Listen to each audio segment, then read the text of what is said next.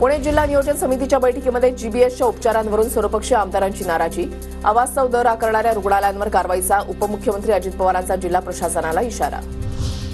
जीबीएसच्या उद्रेकानंतर राज्याच्या आरोग्य विभागाकडून मार्गदर्शक सूचना जाहीर, औषधांच्या उपलब्धतेवर भर, सर्व जिल्ह्यांना मार्गदर्शक सूचनांचे पालन करण्याचे निर्देश.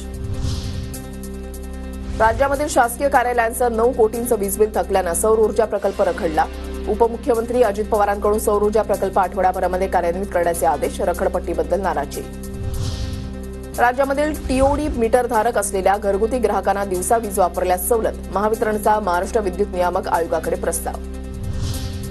उत्तर महाराष्ट्रामध्ये गारपीट, हलक्या पावसाची शक्यता, सोमवारपासून 3 दिवस उत्तर महाराष्ट्रामध्ये काही ठिकाणी हलका पाऊस आणि गारपीट होण्याचा अंदाज. मुंबई ठाण्यामधल्या घरांच्या किमतीमध्ये वर्षभरात 18% वाढ, PropTiger.comचा धक्कादायक अहवाल समोर.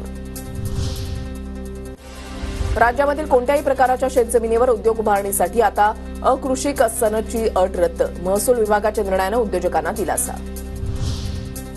ठाणे खाडी पुलाची मार्गिका फेब्रुवारी अखेरीस सेवेत, पुण्याहून नवी मुंबई, मुंबईच्या दिशेने येणारी मार्गिका फेब्रुवारी अखेरीस सेवेमध्ये येणार.